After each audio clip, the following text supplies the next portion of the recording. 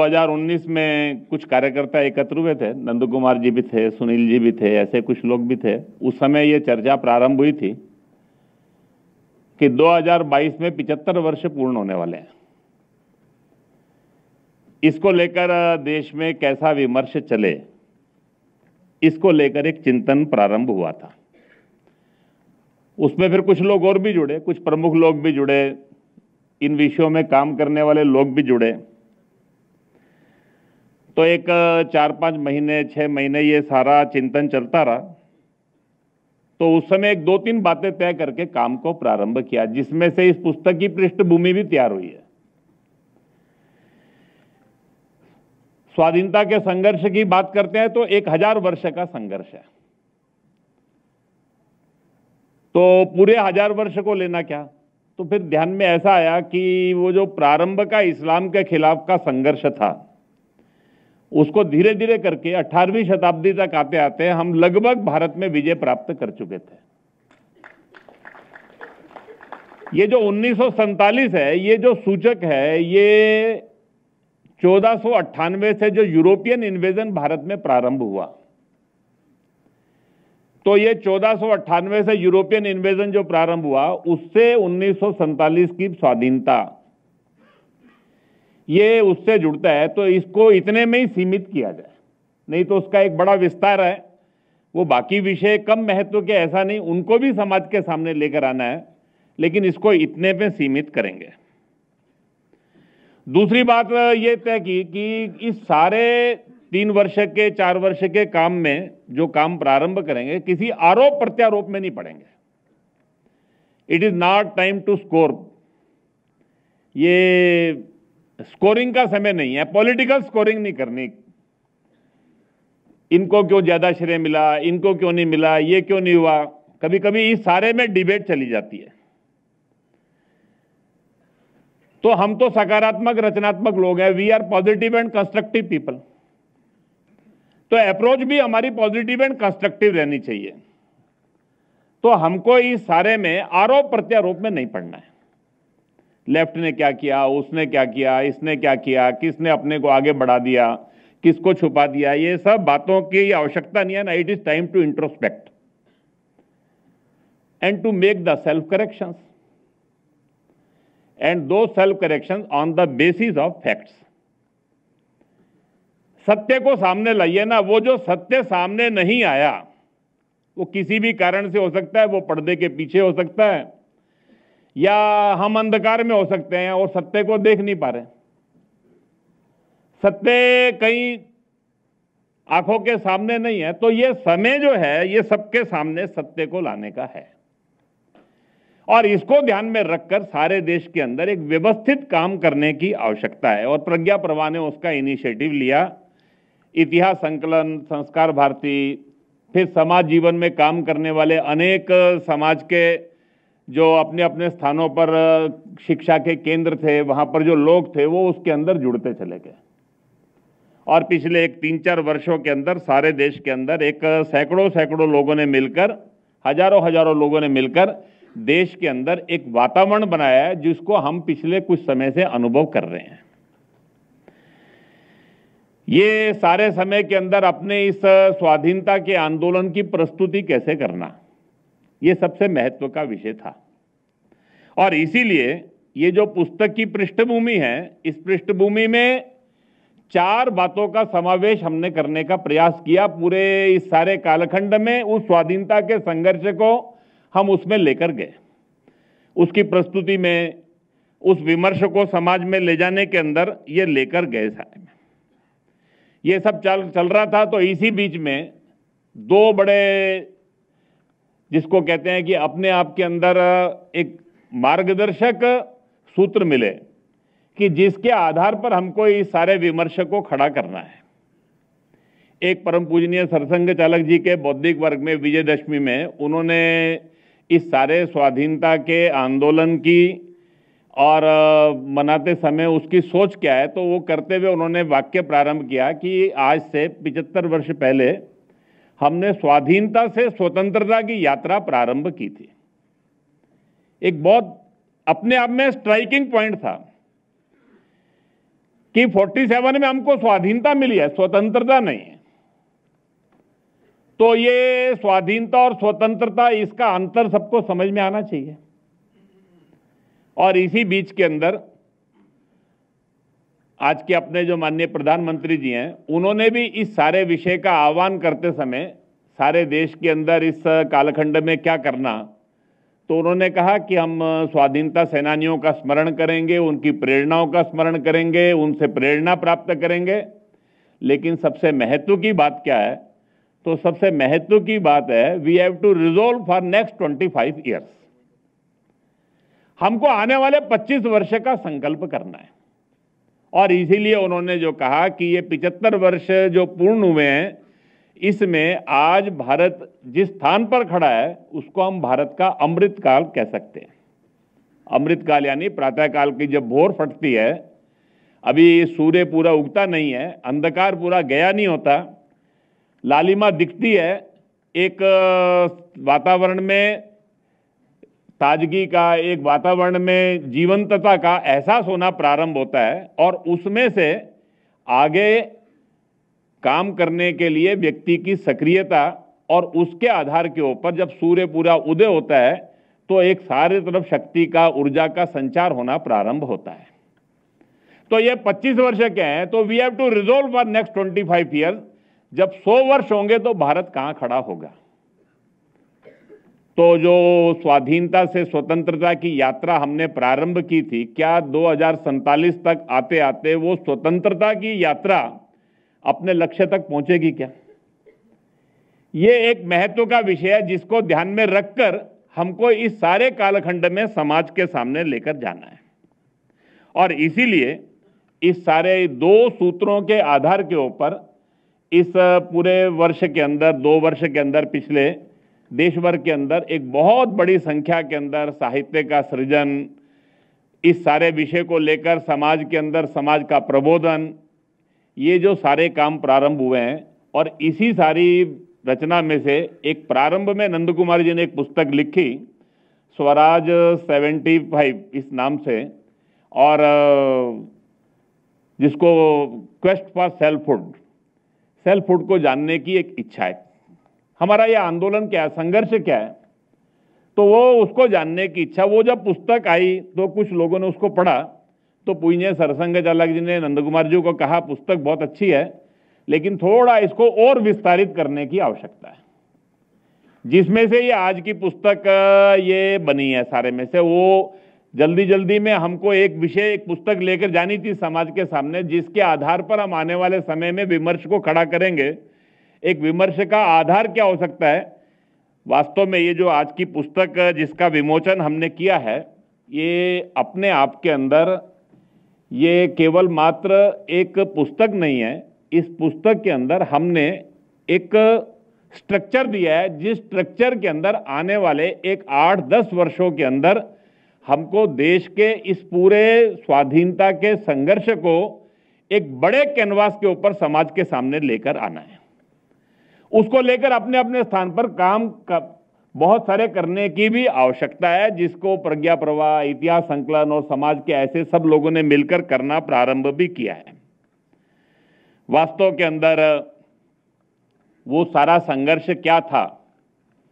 मुझे लगता है कि स्वाधीनता के इस सारे आंदोलन को लेकर जिसकी चर्चा बहन मीनाक्षी जी ने अपने वक्तव्य में एक सीमित समय था और संकेत रूप में की, सारे में से एक 4-5 बातें ऐसी हैं जिस पर सारे देश के अंदर विमर्श को ले जाने की आवश्यकता है।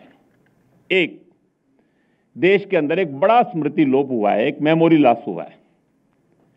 उसका कारण है इस्लाम का जो संघर्ष था, उस संघर्ष में हमारी बड़ी संस्थाएं नष्ट हुई, विश्वविद्यालय नष्ट हुए, हमारे मठ मंदिर, समाज की एक बड़ी संस्कार की व्यवस्थाएं नष्ट हो गई, लेकिन हमारी सामाजिक व्यवस्थाएं, हमारी आर्थिक व्यवस्थाएं और हमारी परिवार केंद्रित और अपनी ग्राम केंद्रित व्यवस्थाएं सुरक्षित रही। और उसके कारण से उस सारे संघर्ष को हम लड़ गए। लेकिन ये जो यूरोपीय आक्रमण था, ये जो भारत में आया, वास्तव में इस यूरोपीय आक्रमण को समझने की आवश्यकता है। हम इसको एक बड़े 4-5 वाक्यों में सरलता से कह देते हैं केवल। ईस्ट इंडिया कंपनी आई, भारत में व्यापार करने के लिए आई। व्यापार करते करते उनको ध्यान में आया कि हम आपस में लड़ते हैं, उस लड़ाई का लाभ उठाया, उन्होंने शासन स्थापित कर लिया और धीरे धीरे करके हमको गुलाम बना लिया। ये वास्तविकता नहीं है, ये इतना सरल इक्वेशन नहीं है। ये जो ईस्ट इंडिया कंपनी या उससे पहले डच, फ्रेंच और उसी कालखंड के अंदर पुर्तगीज उस समय दुनिया के सब देशों के अंदर गए, उसी प्रकार ये सब भारत में भी आए। ये जब भारत में पहुंचे थे पृष्ठभूमि के साथ पहुंचे थे। ये जो इवेंजेलिकल क्रिश्चियनिटी, उसकी प्रेरणा से जो और वहां पर शक्तियां खड़ी हुई थी, उन्होंने यूरोप को कॉलोनाइज किया। उसके बाद वो अमेरिका, ऑस्ट्रेलिया, अफ्रीका, इन सब देशों के अंदर वो विजय प्राप्त करते हुए वो एशिया के अंदर पहुंचे। उनके पास उन सारे क्षेत्रों के अनुभव थे और उनकी वो जो क्रूरता की कहानियां हैं वो सब उनके साथ थी। उन देशों के अंदर कितने नरसंहार किए, कितनी उन्होंने लूट की, संसाधनों की लूट की, कैसे वहां के समाजों के साथ उन्होंने विभिन्न अत्याचार किए, ये सारी बातें करते हुए वो भारत में पहुंचे। ये कंपनियां नहीं आई, वो हर देश की पार्लियामेंट, हर देश के राजा के चार्टर के साथ भारत में आए और प्रत्येक की प्रेरणा, जैसे उन्होंने दुनिया को एक व्हाइट मैन बर्डन और एक दुनिया के अंदर एक अपनी व्हाइट मैन की जो सुपीरियरिटी है उसका कॉम्प्लेक्स कि हम दुनिया में श्रेष्ठ हैं और दुनिया की सब जाहिल सभ्यताओं को और अच्छा बनाने का काम भगवान ने हमको दिया है, इस दो बातों को लेकर आए, उसी में से वो भारत में आए थे। दुनिया के उन सब देशों में सफल हुए, वो भारत में सफल नहीं हो सके। वो यहां पर वो सब नहीं कर सके, किया उन्होंने वो सब।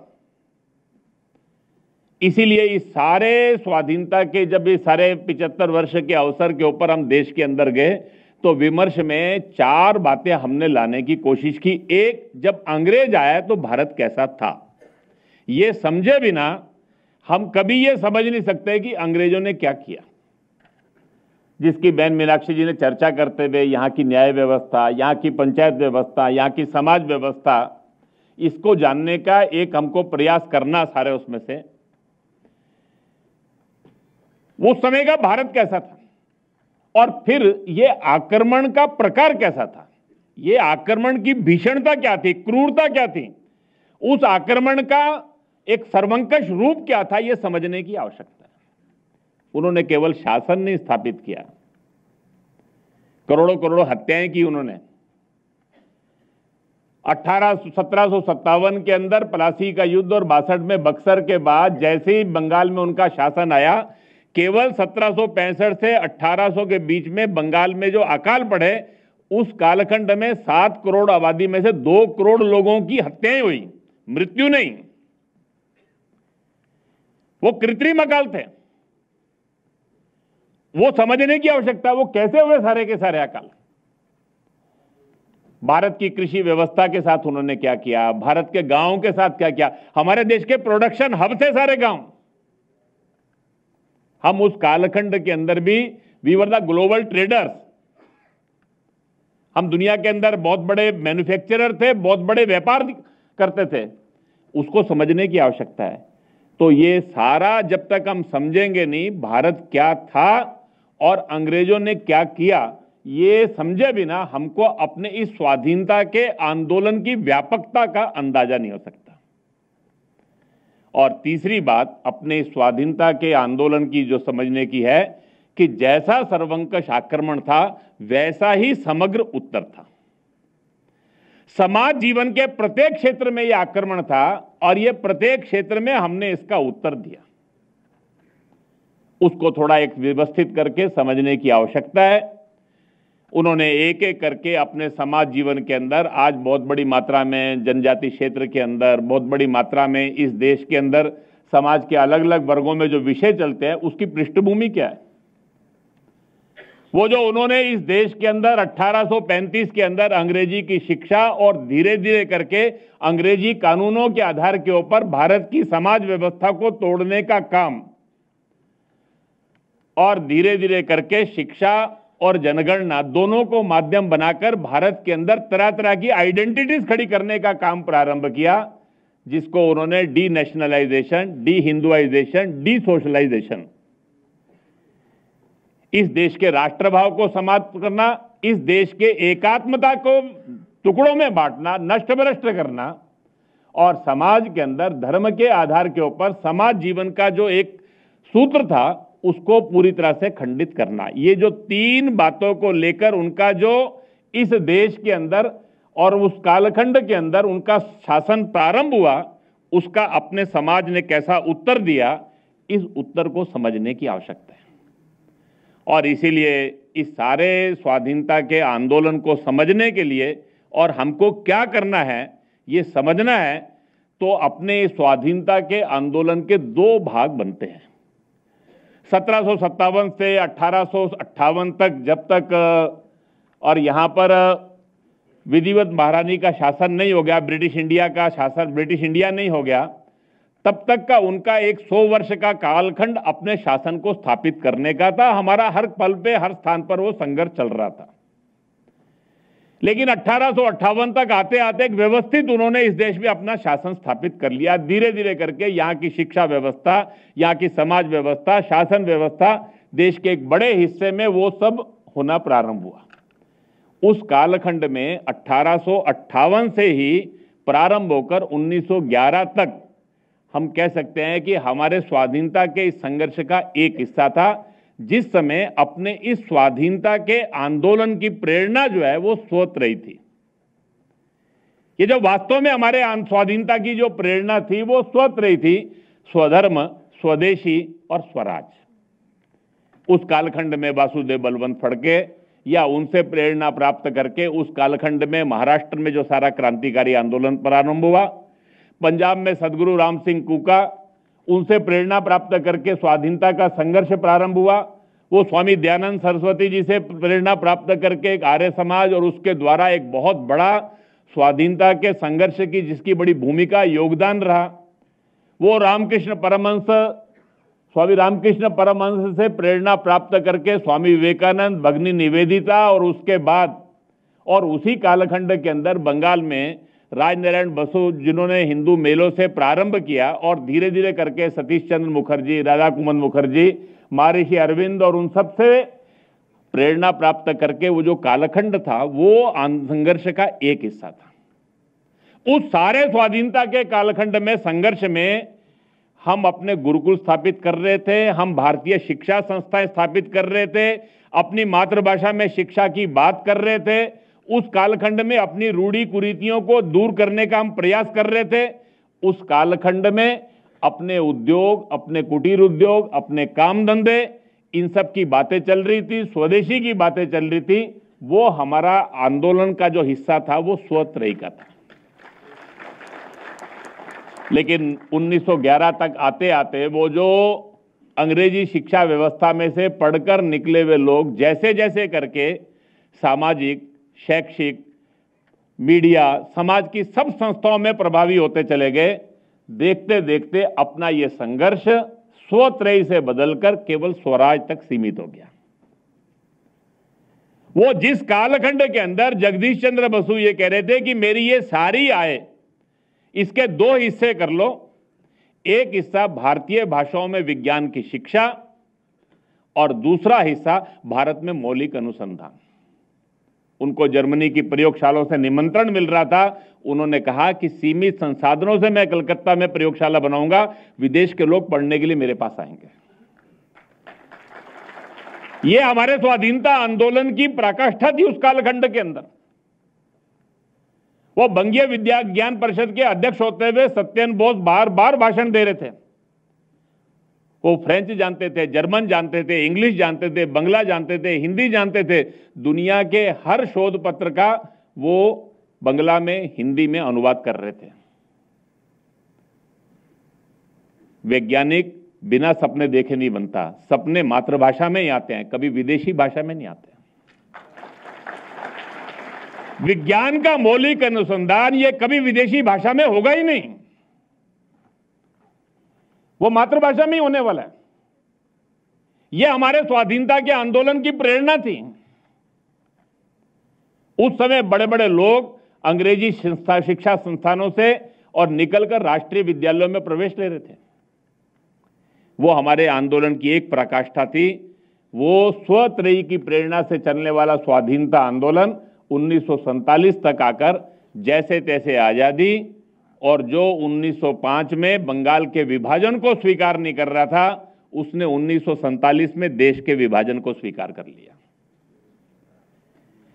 यह हमारे इस स्वाधीनता के संघर्ष का एक दूसरा हिस्सा भी है। ये जो स्वाधीनता के आंदोलन की जो वास्तविक प्रेरणा थी, वो जो स्व था, वो स्व क्या था? वो केवल स्वराज नहीं था, वो केवल इंडिपेंडेंस नहीं थी, वो जैसे तैसे करके अपने लोगों का शासन नहीं था। उसकी प्रेरणा के अंदर इस देश की हजारों हजारों वर्षों की जो संस्कृति है, उस संस्कृति के वैशिष्ट्य के साथ दुनिया की युग अनुकूल प्रश्नों का उत्तर देते हुए भारत को विश्व में एक भारत की जो भूमिका है, उस भूमिका के लिए तैयार करना था, जिसको बार बार महर्षि अरविंद ने कहा, spiritualism is the only politics. मेरे लिए और राजनीति कुछ नहीं है। भारत महान होगा यानी भारत की स्वतंत्रता का मतलब क्या है? भारत महान होगा यानी दुनिया के अंदर भारत हिंदुत्व के अपनी विशेषता को लेकर सारी दुनिया के अंदर प्रचार प्रसार करेगा। यह हमारी प्रेरणा थी उस कालखंड के अंदर। स्वामी दयानंद सरस्वती कह रहे थे, वेदों की पुनर्प्रतिष्ठा, उसके आधार के ऊपर जीवन की रचना। ये जो अपने समाज जीवन के स्वाधीनता के आंदोलन की जो वास्तविक प्रेरणा थी, उस प्रेरणा को समझने की आवश्यकता है। इसलिए 1947 से जो 75 वर्ष की यात्रा है, इस 75 वर्ष की यात्रा में हमने बहुत कुछ प्राप्त किया है। हमारे पास एक अच्छा संविधान है, जिसके आधार के ऊपर समाज जीवन के अंदर हम व्यवस्थाओं को खड़ा कर रहे हैं। हमारा एक सशक्त जीवंत लोकतंत्र है, जो अनुभवों के आधार के ऊपर धीरे धीरे करके समाज के अंदर, दुनिया के अंदर एक लगातार अपनी इंस्टीट्यूशंस को मजबूत करता हुआ आगे बढ़ रहा है। इस सारे कालखंड के अंदर हमने आर्थिक दृष्टि से एक शक्ति के नाते एक दुनिया में अपना स्थान बनाना प्रारंभ किया है। आज हमारी एक स्वतंत्र विदेश नीति है। आज हमारी एक सामरिक सुरक्षा की, अपनी देश की एक विशेष ताकत के साथ हम खड़े हैं। और सबसे बड़ी बात यह है, इस देश के अंदर 75 वर्ष बाद हमारे पास एक समाज है, जिस समाज की आंखों में सपने हैं, जो इस गुलामी की मानसिकता से मुक्त है और गुलामी के सब चिन्हों को उखाड़ फेंकने के लिए कृत संकल्प है। हमारे पास एक युवा है आज, वो ऐसा युवा है जो हर चुनौती को स्वीकार करना चाहता है। केवल उसको एक दिशा की आवश्यकता है। वो दिशा क्या है? इस स्वाधीनता के 75 वर्ष के कालखंड में जब 75 वर्ष पूर्ण हो रहे थे, इस स्वराज 75 को निमित्त बनाकर सारे देश के अंदर वो स्वाधीनता के आंदोलन की वास्तविक प्रेरणा क्या थी, ये उससे उसको अवगत कराना, ये आज के समय की आवश्यकता है। वो स्व क्या है, किसके लिए हम लड़ रहे थे, वो क्या बात थी? वो केवल स्वराज्य नहीं था। उस कालखंड में वंदे मातरम की रचना ऐसे ही नहीं हो रही थी। उस कालखंड में कला, संस्कृति, साहित्य, संगीत, अगर फिल्म प्रारंभ हुई तो फिल्म, उस कालखंड के अंदर समाज जीवन में उद्योग, व्यापार, बहुत कम लोग समझते हैं कि भारत के व्यापारियों का योगदान क्या है। वो अंग्रेज जो भारत को कॉलोनाइज करने आए थे, अपने माल की मंडी बनाने के लिए आए थे, वो सपना उनका 1900 तक आते आते पूरा हो गया। उसके बाद वो केवल बैंकिंग में रह गए। उनके माल नहीं, यहां से लोगों ने अपनी फैक्ट्रियां लगाकर, अपने उद्योग लगाकर भारत में भारत के लोगों ने भारत की आवश्यकता पूर्ति प्रारंभ कर दी। कितना है, ऐसा ही नहीं, दुनिया के बाहर के देशों में माल बेचना भी प्रारंभ किया। वो व्यापारियों ने किस ढंग से किया है, किसी ने उसको कभी लिपिबद्ध नहीं किया। मुझे लगता है कि इस सारे कालखंड में 3 वर्षों में जो टाइम था, it was time to revisit वो हमारा कठिन काल था, वो हमारा दुखद काल था। वो कालखंड ऐसा था जिस कालखंड में हमको बहुत कष्ट सहने पड़े, अपमान सहना पड़ा। लेकिन उस कालखंड के अंदर एक ऐसी चीज भी थी जिसके ऊपर गर्व किया जा सकता है, और वो गर्व है हमारा एक समग्र संघर्ष, एक समग्र इस सर्वंकष आक्रमण के खिलाफ उत्तर दुनिया की सब सभ्यता और संस्कृतियों को जीतता हुआ जो भारत में आया वो परास्त हो गया। लेकिन वो जो सारा काम है 1947 में वो पूर्ण नहीं हुआ। वहां से जो स्वतंत्रता की यात्रा है उसका एक आधार इन 75 वर्षों में हम बना चुके हैं। आने वाले 25 वर्षों में क्या करना है, इस सारे स्वाधीनता के आंदोलन को जो पिछले 3 वर्षों के अंदर हमने एक रिविजिट करना प्रारंभ किया है, इन 3 वर्षों में उसका जो पुनर्मूल्यांकन प्रारंभ किया है, जिसको मैंने कहा कि it was time to re introspect. हमको जो अपने आप को इंट्रोस्पेक्ट दोबारा से करना था, हमने अपना जो आत्मनिरीक्षण प्रारंभ किया इस कालखंड के अंदर, उस आत्मनिरीक्षण के आधार के ऊपर जो जो काम बाकी हैं वो समझकर उन कामों को पूर्ण करने के लिए संकल्पबद्ध होकर ये आगे बढ़ने का जो कालखंड है उसके अंदर इस पुस्तक का बहुत बड़ी भूमिका है। एक पुस्तक हमको एक इंसाइट देती है इस आंदोलन के, इस सारे संघर्ष की वास्तविक स्वरूप को समझने की।